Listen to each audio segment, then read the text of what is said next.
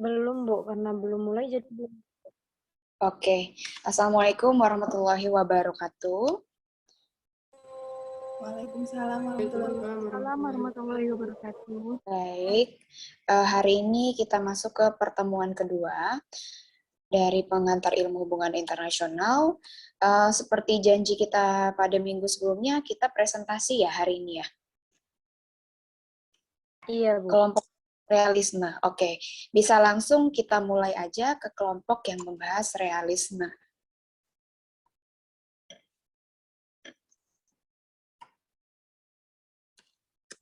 Ibu, maaf. Ya. Jadi presentasinya kemarin sesuai sama tokoh yang udah Ibu pilih, Bu, per orang, Bu. Oh iya, siapa yang kelompok yang nomor 1 siapa? Sorry, saya ketukar-tukar kelas ini soalnya. Yang pertama itu ada Christine, Bu. Tokohnya Chanakya sama Machiavelli. Oke, kalau gitu Christine dan juga kelompok yang kedua, atau kelompok 1 aja kemarin janjinya ya? Belum ada bikin perjanjian seperti itu sih, Bu.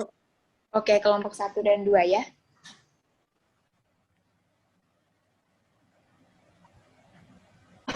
Silahkan Christine. Ya, izin share screen ya, Bu? Iya.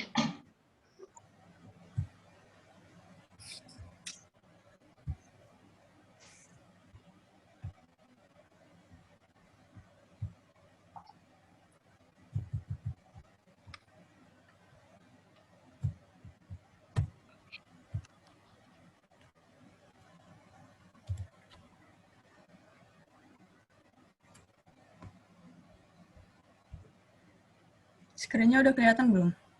Oke, sudah. Oke. Selamat siang, Ibu dan teman-teman yang lainnya.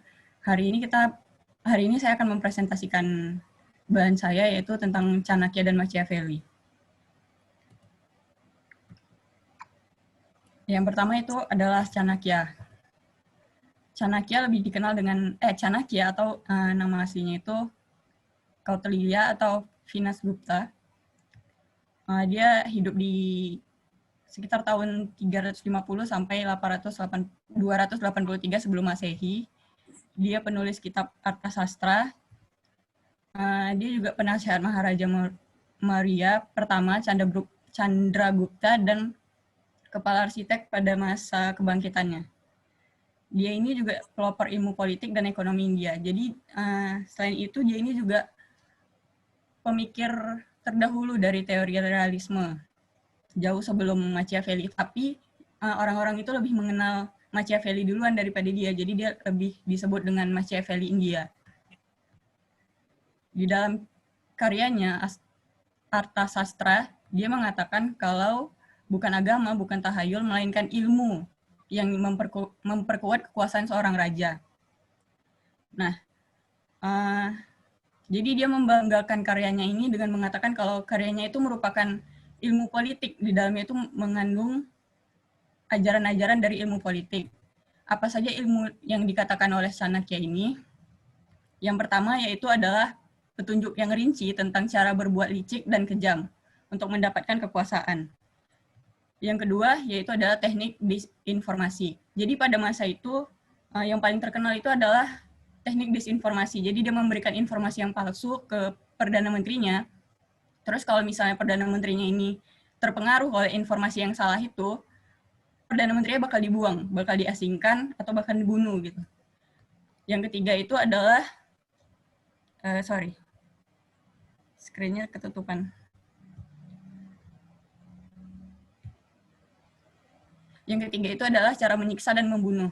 Jadi pada masa itu yang paling terkenal adalah teknik vinakanya, atau di mana ada perempuan, terus badannya itu dilumuri sama bisa atau racun. Kemudian kalau ada orang yang menyentuh perempuan itu atau melakukan sesuatu ke perempuan itu, orang-orang itu bakal mati gitu. Jadi ini adalah salah satu cara yang digunakan untuk mendapatkan kekuasaan waktu itu. Terus yang keempat adalah berfokus pada logika kekuasaan, efektivitasnya. Jadi si Chanakya ini tidak membahas soal kebijakan, tapi dia lebih bagaimana kekuasaan itu dicapai gitu secara efektif, bagaimanapun caranya. Nah, tokoh yang kedua yaitu adalah Niccolo Machiavelli. Dia lahir di Florence, Italia pada 3 Mei 1469 sampai 21 Juni 1527. Dia meninggal pada usianya yang ke-58 tahun. Dia seorang diplomat dan politikus Italia yang juga dikenal sebagai seorang filsuf. Dia merupakan figur utama dan disegani di Eropa dalam realitas teori politik pada masa pembaruan. Sebenarnya dia bukan dari keluarga yang mapan banget. Memang mapan, tapi nggak mapan banget sampai bangsawan gitu. Nah, tapi pada waktu itu dia ini orang tuanya mengalami kebangkrutan. Jadi dia nggak bisa sekolah dan belajar dari buku-buku yang dipunyai oleh orang tuanya. Nah, dia juga mempelajari politik itu dari fenomena yang dia lihat gitu. Kalau etika itu nggak berguna di politik, dan dia lihat itu kekejaman lebih dapat digunakan untuk mendapatkan kekuasaan. Nah, banyak banget karyanya si Machiavelli ini, terutama dalam bahasa Itali. Teman-teman bisa cari nanti. Tapi 2 karyanya yang paling terkenal dan kontroversial yaitu adalah di kursus tentang Livio, sama satu lagi Il Prince atau The Prince atau Sang Pangeran, yang menguraikan tindakan yang bisa atau perlu dilakukan seseorang untuk mendapatkan atau mempertahankan kekuasaannya. Ya, jadi mirip-mirip dengan si Chanakya tadi. Nah, inovasi Machiavelli dalam The Prince itu adalah memisahkan teori politik dari etika. Jadi, menurut dia itu etika dan politik nggak ada hubungannya, nggak ada sangkut pautnya gitu. Nah, masa itu ini nih sangat bertentangan dengan ajaran yang berkembang di Barat. Dia kan orang Barat kan. Jadi bertentangan dengan di Barat karena di Barat itu banyak pemikir politik yang masih memegang etika, terutamanya Aristoteles, yang mengatakan kalau politik itu adalah perpanjangan dari etika. Ditambah lagi pada masa itu kan di Barat, peraturan itu berpegang pada gereja. Jadi memang lebih mementingkan etika gitu. Tapi karena dia ini agak melenceng, jadi dia dipandang nggak baik gitu. Nah, menurut Machiavelli tentang negara dan penguasa, itu adalah politik dan moral adalah 2 bidang yang tidak memiliki hubungan sama sekali. Yang diperhitungkan hanyalah kesuksesan, sehingga tidak ada perhatian pada moral di dalam urusan politik. Baginya, hanya satu kaidah etika politik yang baik adalah apa saja yang memperkuat kekuasaan raja. Berikutnya itu politik dan kekuasaan. Seorang penguasa yang ingin tetap berkuasa dan memperkuat kekuasaannya haruslah menggunakan tipu muslihat, licik dan dusta digabungkan dengan penggunaan kekejaman dan penggunaan kekuatan. Jadi dia beranggapan itu satu-satunya hal yang paling dapat digunakan untuk menahan atau mengendalikan kontrol adalah dengan menggunakan kekejaman, kekuatan gitulah. Nah, tapi The Prince tadi itu bertentangan dengan karyanya yang di kursus satu lagi, di mana dalam buku itu Niccolo Machiavelli sebagai seorang republikan. Jadi di dalam bukunya yang satu ini, dia itu lebih memberikan pendapat kalau politik itu bukan soal pribadi gitu, bukan soal kepentingan pribadi, tapi juga kepentingan orang banyak, kesejahteraan orang banyak, kehormatan orang banyak. Jadi itu buku yang sangat bertentangan. Tapi karena orang-orang lebih mengenal dia dari bukunya The Prince, dia itu memang sudah terlanjur dipandang jelek gitu. Nah, pandangan terhadap Machiavelli itu ada beberapa. Yang pertama adalah Machiavelli adalah pengajar kejahatan, atau paling tidak mengajarkan immoralism dan amoralism. Jadi nggak ada moral gitu, nggak ada etika. Yang berikut adalah Machiavelli, seorang realis atau pragmatis yang melihat tidak digunakannya etika dalam politik karena dia berpolitik itu nggak pakai perasaan gitu. Berikutnya adalah pemikiran Machiavelli, sesuatu yang ilmiah dan cara berpikir seorang saintis, dapat disebut sebagai Galileo of Politics dalam membedakan antara fakta politik dan moral. Jadi karena dia memisahkan antara etika dan politik, dia disebut sebagai Galileo of Politics bagi sebagian orang. Nah, karyanya Machiavelli itu terutama The Prince banyak dipegang sama dan digunakan sama pemimpin otoriter di dunia gitu. Salah satunya kayak Hitler, Napoleon Bonaparte, sama siapa satu lagi lupa. Nah, jadi Machiavelli versus Chanakya. Jadi yang pertama, Chanakya itu berbicara tentang prinsip-prinsip dasar dan apa itu penguasa yang ideal. Sedangkan karya Machiavelli didasarkan pada bagaimana mempertahankan kontrol. Nah, kalau Chanakya itu kan dia lebih kayak mana sih cara seseorang bisa mendapatkan kekuasaan secara efektif gitu kan. Ya dia menyerang semua orang gitu, yang di atasnya juga diserang. Tapi kalau si Machiavelli ini dia lebih kayak bagaimana rakyat itu tetap mempunyai loyalitas ke pemimpinnya. Berikutnya adalah kedua karya. Karya keduanya terkait dengan periode waktu masing-masing, tetapi mereka masih memiliki beberapa kesamaan mendasar, yaitu menggunakan kekejaman untuk mendapatkan kekuasaan. Berikutnya, Chanakya menggunakan prinsip-prinsipnya dan mengalahkan orang-orang Yunani dan Magadha. Sedangkan Machiavelli tidak mengalahkan kerajaan lain. Mungkin sekian presentasi dari saya. Terima kasih. Saya kembalikan ke Miss Renola.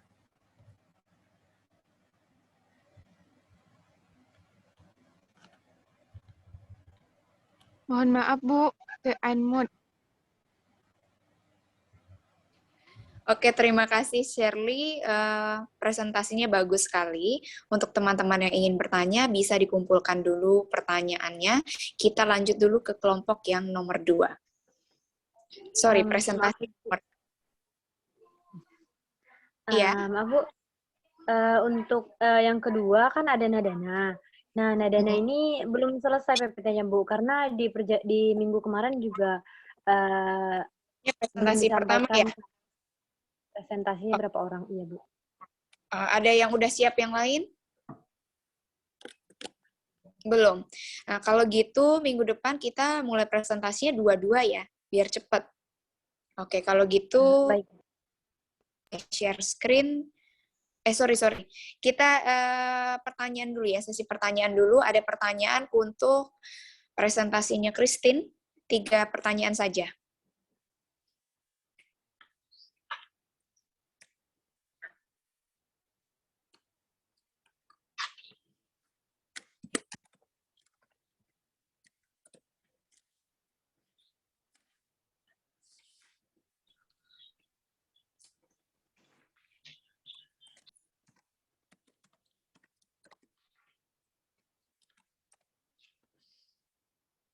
Ada yang mau bertanya? Nah, jadi gini, kalian kan udah tahu pembagian kelompok masing-masing nih. Jadi, sebelum presentasi teman kalian, kalian buat dulu pertanyaan di rumah. Besok kira-kira siapa nih yang mau tampil, kalian buat pertanyaannya gitu, biar kita nggak nunggu lama. Oke ya? Ada yang mau bertanya? Izin Bu Nabila, Bu. Iya, Nabila. Pertanyaannya? Baik.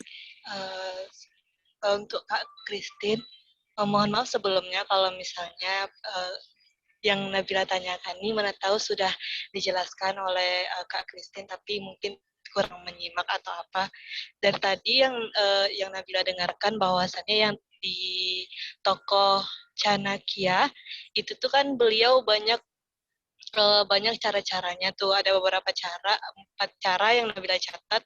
Mungkin yang dijelasin Kak Christine bisa lebih atau bisa lebih dari itu. Itu semua caranya cara buruk untuk memperoleh kekuasaan.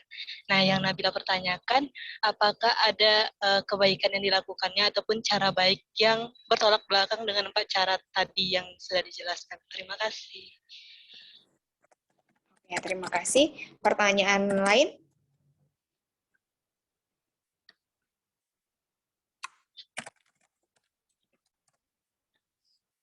Ada yang mau memberikan pertanyaan lain?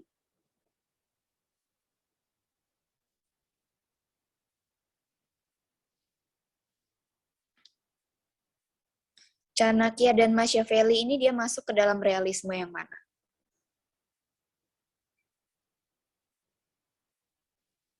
Menurut kalian, dia masuk ke kategori realisme yang mana?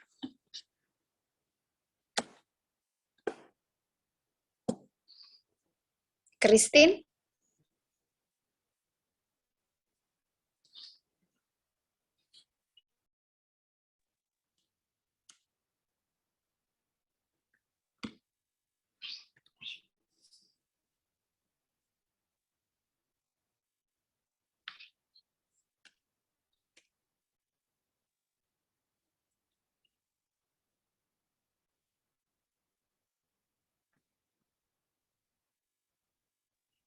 Menurut Christine, yang Christine bahas ini masuk ke kategori realisme yang mana?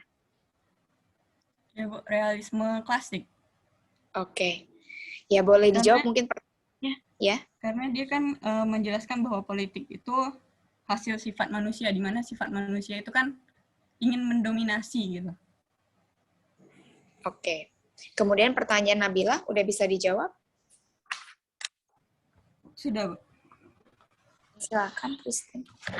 Oke, saya akan menjawab pertanyaan dari Nabila yang bertanya intinya itu cara baik yang digunakan Machiavelli, Chanakya ada atau tidak gitu.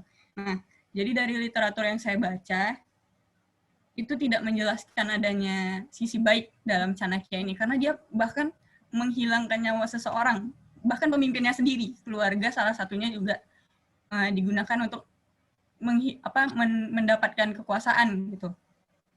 Mungkin kalau ingin lebih dalamnya bisa dibaca kitabnya sendiri, karena saya sendiri belum membaca kitabnya, tapi dari literatur-literatur yang saya terima, nggak ada salah satu cara baik yang digunakan sama dia. Terima kasih. Oke, Bisa terima diterima, kasih. Nabila?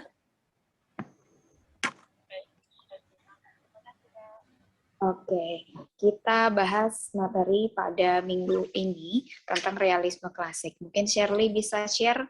Christine, terima kasih ya. Nabila juga. Iya, Bu. Bisa Terima share. kasih kembali, Bu.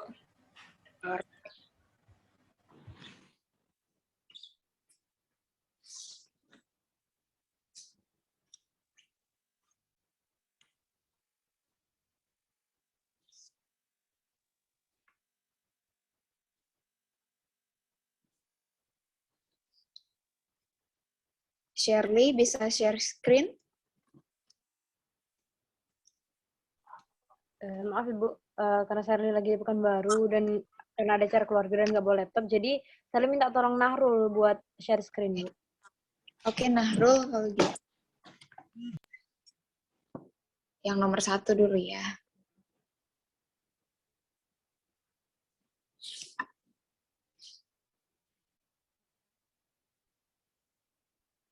Baik, jadi di sini kita akan memulai materi tentang perspektif realisme klasik.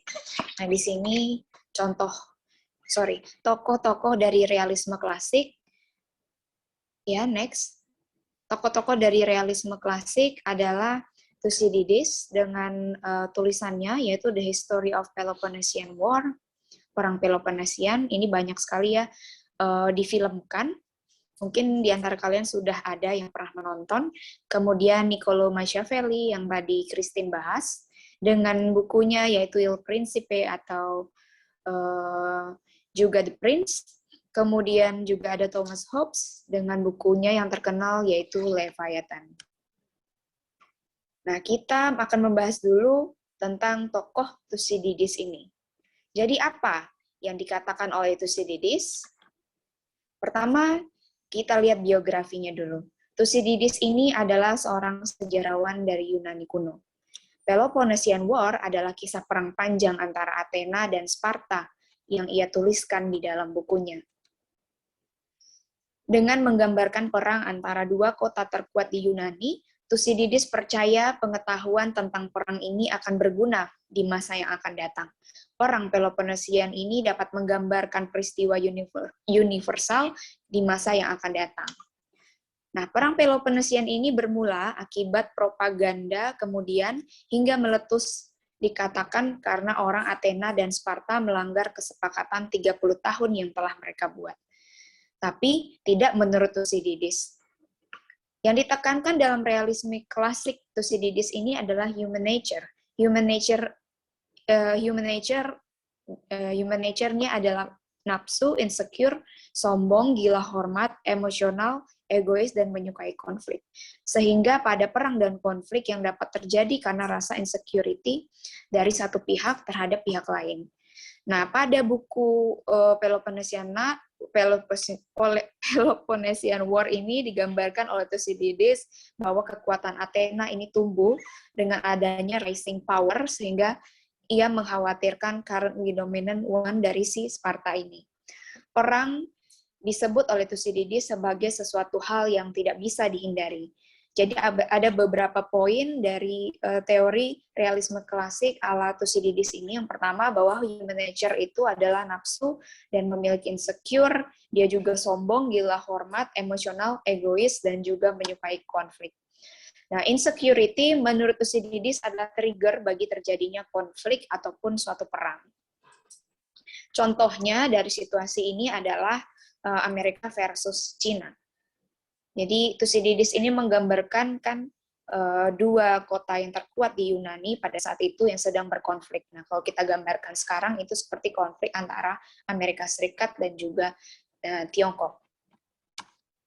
Nah, kalian bisa baca versi Thucydides Trap atau juga karya Peloponnesian War yang diperbarukan oleh Graham T. Allison. Dia membahas di buku Thucydides Trap dengan situasi yang digambarkannya pada masa sekarang, yaitu antara konflik Amerika dan Tiongkok. Nah, kemudian mengenai freedom, dan freedom adalah goal dari gagasan yang diusung oleh Thucydides ini. Menurut Thucydides, kebebasan adalah bebas dari perasaan terancam, bebas dari rasa takut, dan juga putus asa. Ini merupakan tujuan dari goal yang ingin dicapai dari gagasannya si Thucydides. Dan bagaimana mencapai freedom versi Thucydides? Menurut Thucydides, the secret to happiness is freedom, and the secret to freedom is courage, yaitu keberanian. Nah, Athena dan Sparta dahulu adalah dua kota terkuat dan terdamai, namun konflik dan perang masih bisa terjadi, sebagaimana damai juga suatu hal yang bagi Thucydides mungkin terjadi.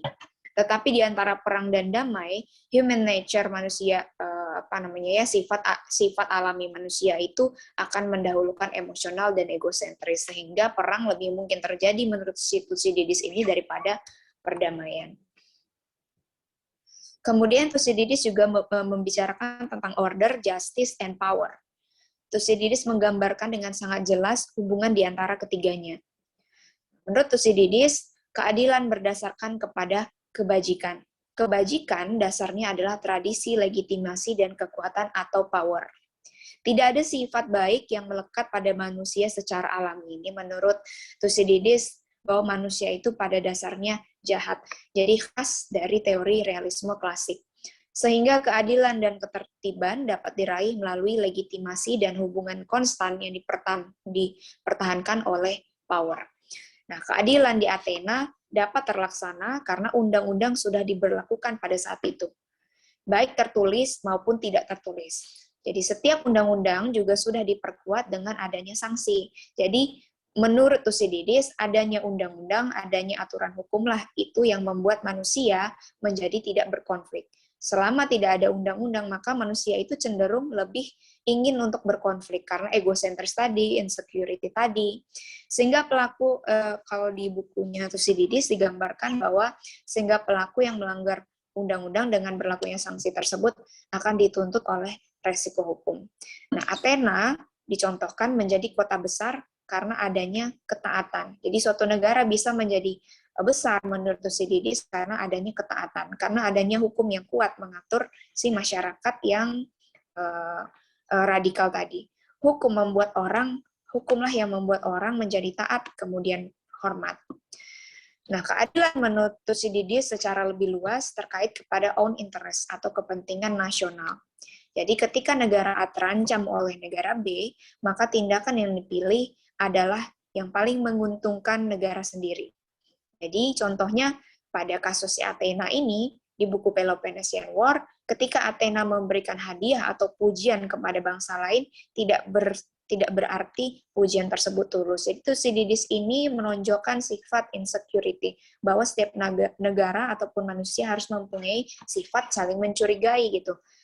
Jadi ketika digambarkan Athena memberikan hadiah, Trojan Horse ya, kalau kalian pernah nonton filmnya itu, si Athena memberikan hadiah berupa kuda kayu, itu semata-mata seharusnya dicurigai bahwa itu bukanlah sebuah pujian yang tulus, melainkan semata-mata diberikan untuk kepentingan Athena sendiri.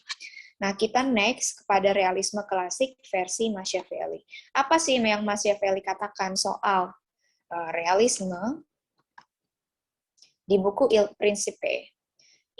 Kita ke biografinya dulu. Machiavelli ini adalah seorang diplomat abad ke-16 Italia. Dia juga seorang pemikir politik dan seorang anti-Tuhan. Atau dia ateis ya.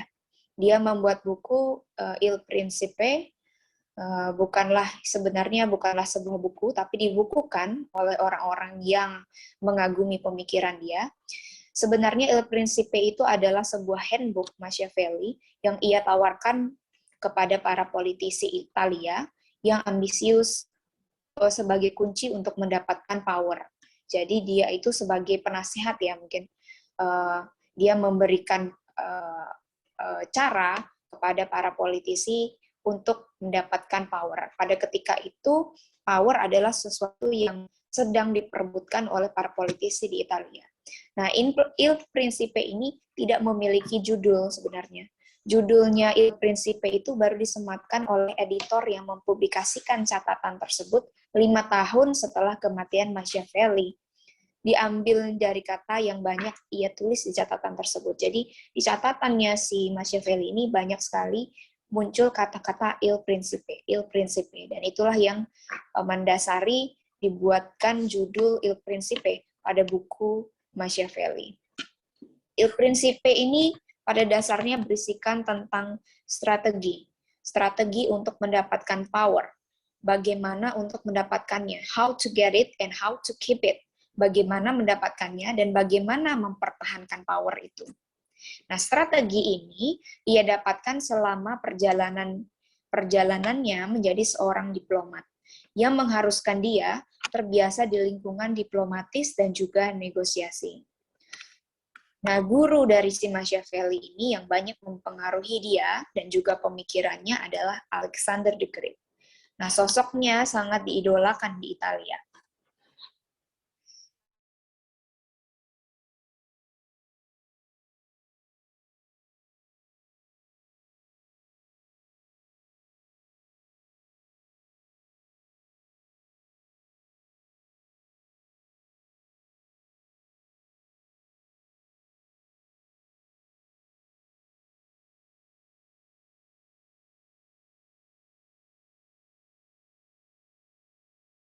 Tidak percaya dengan semua kitab Tuhan yang menyatakan manusia itu baik dan bisa diajarkan ke kebaikan, maka di dalam Il Principe justru ia mengajarkan how to be able not to be good.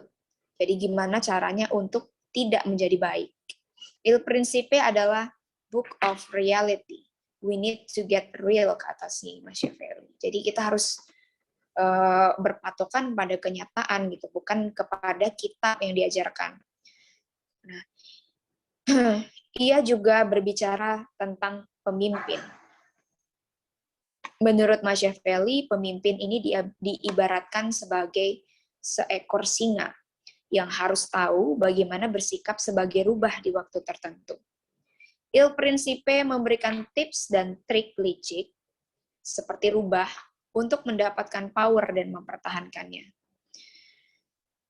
Antara cinta dan juga ketakutan, menurut Machiavelli yang penting adalah ketakutan. Ketakutan menjadi pemimpin itu lebih penting untuk menciptakan ketakutan pada masyarakatnya daripada rasa cinta.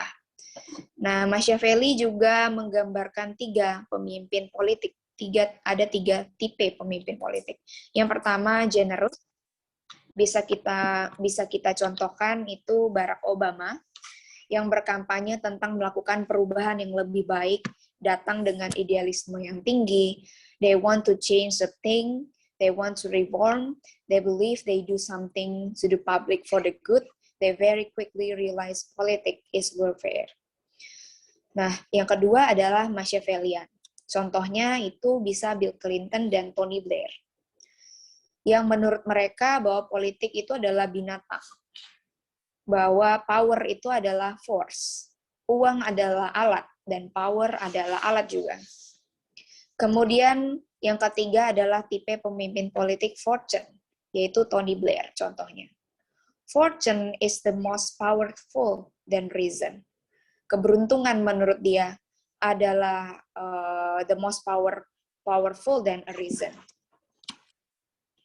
Nah, kemudian kita masuk ke yang ketiga, next. Tokoh realisme klasik yang juga sentral, yaitu Thomas Hobbes. Jadi apa yang Thomas Hobbes katakan tentang realisme klasik? Kita ke biografinya. Thomas Hobbes ini adalah seorang filsuf Inggris, dia juga ateis atau juga sekuler, yang berpijak pada akal budi murni manusia daripada ketuhanan. Dia juga sosiohistoris. Pertemuan Hobbes dengan tokoh ilmuwan dan pemikir banyak mempengaruhi pemikirannya. Contohnya ketika dia bertemu dengan Galileo Galilei, Francis Bacon, dan sebagainya, itu mempengaruhi pemikiran Hobbes tentang manusia dan juga perilaku manusia. Nah, selain pengaruh pemikiran tokoh Eropa, Inggris, yang sedang mengalami berbagai konfrontasi pada masa hidup dia antara raja dan parlemen, juga mempengaruhi pemikiran Hobbes. Nah, kekacauan politik menjadi cerminan tidak stabilnya politik suatu negara. Dan buku Leviathan diambil dari nama monster yang dikisahkan dalam Old Testament. Leviathan ini digambarkan Hobbes sebagai negara. Jadi, yang harus menimbulkan rasa takut bagi rakyatnya agar rakyat patuh terhadap hukum. Nah, bagi pelanggar hukum, Leviathan digambarkan tidak segan untuk menjatuhkan hukuman mati. Begitulah menurut Hobbes seharusnya negara berperan, ya. Bagi pelanggar hukum, Leviathan tidak segan untuk menjatuhkan hukuman mati, begitu pula negara terhadap masyarakatnya. Tidak harus takut untuk memberikan hukuman mati. Kemudian institusi digambarkan di dalam Leviathan sebagai pemilik kekuatan yang tidak terbatas. Jadi menurut Hobbes, pemerintah boleh membuat peraturan tanpa batas. Kemudian menurut Hobbes tentang sifat dasar manusia atau sifat dasar negara adalah soliter, jahat, miskin, kasar, dan masa hidupnya pendek. Lucu ya kalau kita lihat. Nah, menurut Hobbes, negara harus bersifat absolut. Kekuasaan negara itu berpusat pada satu orang, harus pada satu orang. Karena dengan adanya pembelahan kekuasaan hanya akan menimbulkan konflik menurutnya, anarki dan juga perang sipil di dalam negara. Nah, manusia, dikatakan Hobbes, wajib mempertahankan hidupnya dan menjauh dari segala sesuatu yang membahayakan hidupnya secara kodrati atau rational survival atau lex naturalis. Kemudian kebebasan menurut Hobbes atau freedom is the world without government, yaitu negara adalah dunia tanpa pemerintah, unlimited rights, jadi haknya tidak terbatas, di mana manusia bisa melakukan free speech, movement, religion movement, property, tax, bebas dari tax, punishment, in prison. Nah, namun menurut Hobbes ini bukanlah dunia yang ideal. Menurut Hobbes, kebebasan sebenar-benarnya hanya akan menjadi mimpi terburuk, bahkan justru bagi setiap manusia mendambakan kebebasan itu sendiri gitu. Jadi seharusnya menurut Hobbes yang ideal adalah dengan adanya pemerintah dan juga negara yang mengatur. Nah, karena sifat dasar manusia ini adalah anarkis ya. Jadi the world without rules and power of the government could be chaos, akan menimbulkan kekacauan yang justru merugikan masing-masing manusia. Kemudian government is need untuk menciptakan ketertiban dan keadilan. Ini yang disebut Hobbes atau juga kita kenal sebagai social contract. Untuk menciptakan perdamaian. Jadi adanya social contract ini justru untuk menciptakan perdamaian. Kebebasan tidak akan mendatangkan perdamaian, tapi akan mendatangkan chaos. Negara harus dihormati, seperti halnya digambarkan dalam Leviathan, harus dihormati, harus ditakuti, seberapapun tidak sempurnanya negara tersebut. Rakyat memberikan power kepada pemimpinnya. Nah, kita next. Seseorang harus secara sukarela menanggalkan haknya atas semua, atau ius omnius in omnia, dengan syarat bahwa yang lain bersedia untuk bekerja sama. Ini yang disebutkan di dalam do kontrak sosial atau kontrak sosial. Sejauh hal itu dipandang penting demi menciptakan perdamaian serta tujuan survival tadi, maka masyarakat harus menciptakan ruang bebas untuk orang lain, sebagaimana orang lain juga memungkinkan kebebasan untuk dirinya. Ini adalah pikiran Hobbes mengenai perang. Bellum omni contra omni. Pada dasarnya, jika semua manusia beranggapan bahwa kehidupannya tidak bisa diganggu oleh manusia lain, maka akan terjadi konflik dan perang antara semua manusia. Juga perang dan konflik ini tidak akan pernah terselesaikan. Untuk itu yang harus dilakukan adalah menjaga jarak dari semua manusia lainnya. Nah, kondisi saling menjaga jarak antar manusia ini hanya akan tercipta jika adanya ketersalingan. Dengan demikian, ketidakseimbangan yang dapat membahayakan perdamaian dapat terhindari. Ketersalingan yang dimaksud oleh Hobbes ini merupakan kewajiban umum bagi individu-individu untuk bersifat kooperatif rasional, membuat kontrak dan membatasi kebebasan kodrati atas dasar kesepakatan bersama untuk tujuan perdamaian. Ya, hal ini berkaitan dengan janji untuk tidak saling menyerang,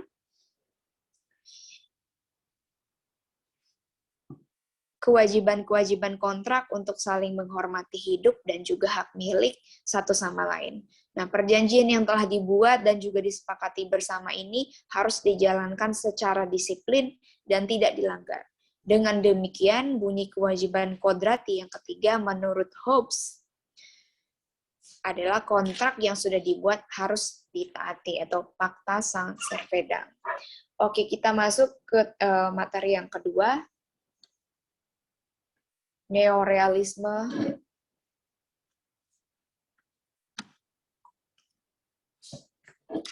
Agar kita lebih mudah ya untuk membandingkan antara realisme dan juga neorealisme ini.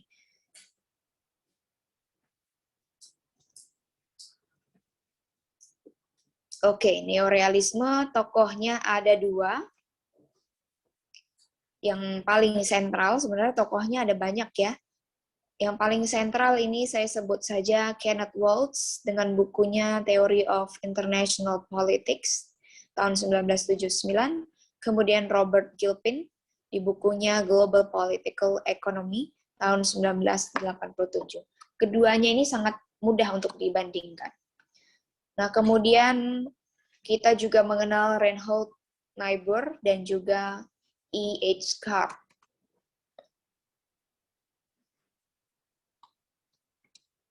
Nah, kemudian kita kenal juga di Early Cold War Generation, itu ada Hans J. Morgenthau, Politics Among Nations, itu bukunya, yang sampul merah.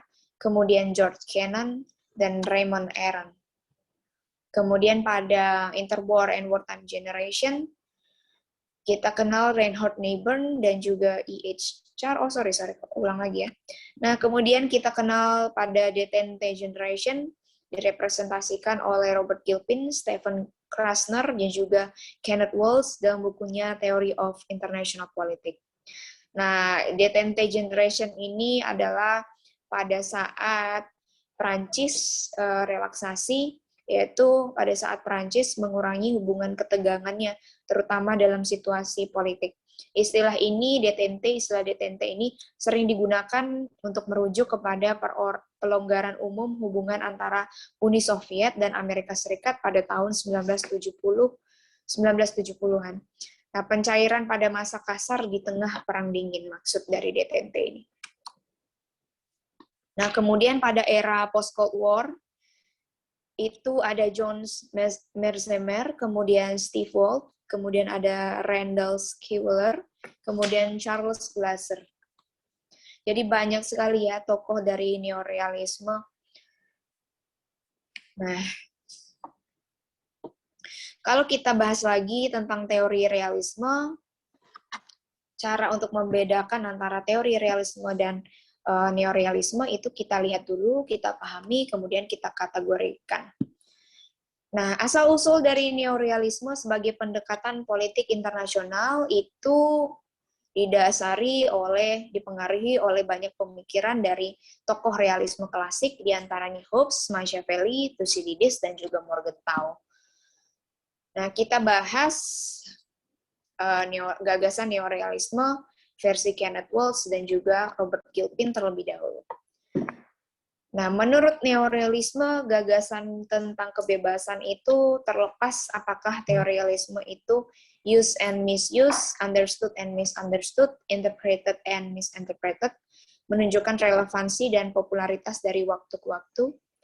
Lalu, apa yang membuat terbagi-baginya realisme yang kemudian melahirkan teori neorealisme ini sebagai pendekatan dominan di abad ke-20? Nah, menurut neorealisme, gagasan tentang keadilan dan juga ketertiban dari Kenneth Waltz. Jadi buku dari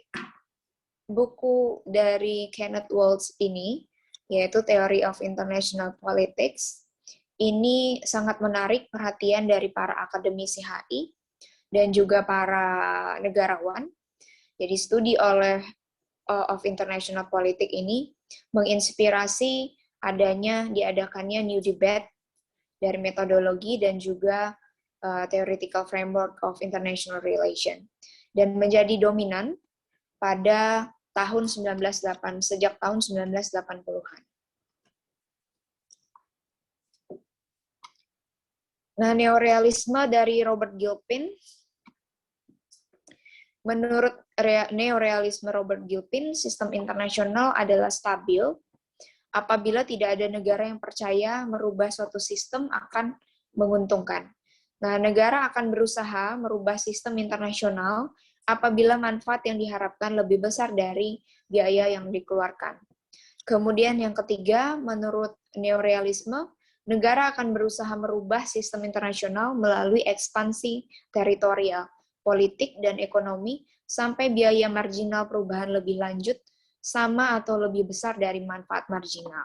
Dan yang keempat, setelah keseimbangan antara biaya dan manfaat lebih lanjut dan perluasan tercapai, kecenderungannya adalah biaya ekonomi pemeliharaan status quo meningkat dengan lebih cepat daripada kapasitas ekonomi untuk mendukung status quo. Unit analisis dalam teori neorealisme adalah sistem analisis, bukan lagi agen sentris, tetapi sistem sebagai fokus dari segala struktur, bukan human nature. Jadi dia lebih kepada struktur daripada sistem yang menyebabkan anarki. Nah, anarki internasional digambarkan oleh neorealisme membentuk atmosphere of fear, tension, and distrust yang disebabkan oleh 3 alasan utama. Yang pertama, karena negara adalah unit berdaulat dan otonom, yang oleh sebab itu mereka perlu bergantung pada dirinya sendiri untuk mencapai tujuan dan juga sasaran kepentingan nasional dengan bekerja sama. Dan yang kedua, negara memiliki kecurigaan terhadap setiap tindakan dan perilaku negara lainnya. Nah, gagasan dilema keamanan ini lahir dari teori neorealisme yang memaparkan rasa tidak aman dan juga kecurigaan antara negara-negara yang menyebabkan unrest dalam politik internasional. Nah, yang ketiga, konflik akan tetap menjadi pusat hubungan internasional karena negara-negara senantiasa berusaha meningkatkan posisi mereka dalam kaitannya dengan yang lain untuk mendapatkan keuntungan yang relatif. Nah, di situ kita bisa lihat tabel untuk mengetahui perbedaan dari realisme dan juga neorealisme. Kalau menurut realisme, negara itu adalah anarki. Sementara menurut neorealisme, negara itu tidak anarki. Dia itu anarki karena dipengaruhi oleh sistem-sistem tadi, oleh sejarah, oleh struktur negaranya, banyak hal, banyak faktor yang menyebabkan negara ini menjadi anarki. Jadi negara menurut neorealisme tidak sendirinya menjadi anarki, tidak terlahir sebagai anarki. Begitu juga manusia. Manusia diibaratkan neorealisme ini, dia sebenarnya terlahir tidak anarki, namun memiliki kecenderungan untuk berbuat jahat. Tergantung oleh lingkungan sekitarnya. Jadi dia dipengaruhi oleh lingkungan di sekitarnya. Jadi apabila kalian memiliki studi ataupun penelitian yang menggunakan perspektif realisme, itu mengkaji tentang negara. Tapi kalau menggunakan perspektif neorealisme, maka dikaji adalah di sekeliling negara tersebut. Apa yang membuat negara tersebut berbuat demikian gitu. Kemudian yang kedua yang membedakan menurut realisme, struktur dan sistem negara itu tidak anarki. Nah, sebaliknya, menurut neorealisme justru struktur dan sistem negara inilah yang anarki. Yang membuat negara menjadi anarki adalah struktur dan sistem tadi. Nah, kemudian yang ketiga, menurut realisme, kekuasaan itu berada pada kodrat manusia. Sementara menurut neorealisme, akumulasi kekuasaan adalah sebagai syarat yang sistematis untuk sebuah negara. Nah, yang keempat, sistem internasional tidak dijelaskan secara rinci oleh realisme. Sedangkan neorealisme ini banyak membahas tentang sistem internasional, dan pembahasannya lebih rinci. Kemudian yang keempat, realisme tidak mampu mengkonsepkan sistem internasional. Sedangkan neorealisme menyatakan bahwa sistem internasional bisa menjadi sistem dan struktur yang sangat jelas. Nah, kemudian realisme juga membahas sifat dasar manusia yang anarki, sementara neorealisme dia tidak membahas sifat-sifat dasar manusia. Dia langsung kepada subsistem dan juga lingkungan sekitar daripada si negara tersebut. Kemudian realisme ini lebih mengedepankan sistem multipolar, sedangkan neorealisme dia lebih kepada bipolar. Kalian pernah lihat konsep dari billiard table-nya Kenneth Waltz kah? Pernahkah kalian melihat konsep dasar dari sistem dari negara, sistem internasional dari contoh meja biliar Kenneth Waltz? Nah, nanti kalian cek ya, di YouTube itu banyak bagaimana Kenneth Waltz menggambarkan sistem negara dari realisme, neorealisme, kemudian ada lagi namanya critical theory. Nah, di dalam perspektif realisme itu juga dibahas tentang kedaulatan negara, pengutamaannya adalah kepentingan nasional. Sedangkan dalam neorealisme, menurutnya kedaulatan negara mengutamakan kepentingan nasional plus institusi nasional, seperti adanya IMF dan juga World Bank. Menurut realisme, karakter konflik ini adalah penuh dengan kekerasan atau anarkis. Sementara menurut neorealisme, karakter konflik ini penuh dengan kekerasan dan juga isu ekonomi. Jadi ada isu ekonomi yang semula tidak dibahas dalam perspektif realisme, namun dia sangat ditonjolkan dalam perspektif neorealisme. Jadi ketika kalian ingin membahas penelitian tentang dengan menggunakan perspektif realisme, namun bingung mau menggunakan model realisme yang mana,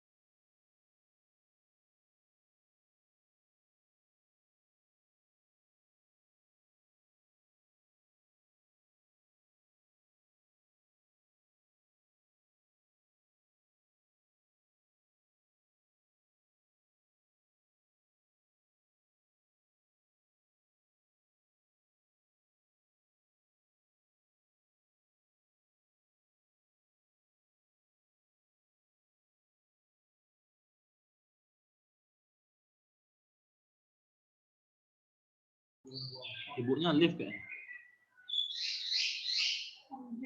Iya, mungkin jaringannya bermasalah. Kita tunggu aja, oke?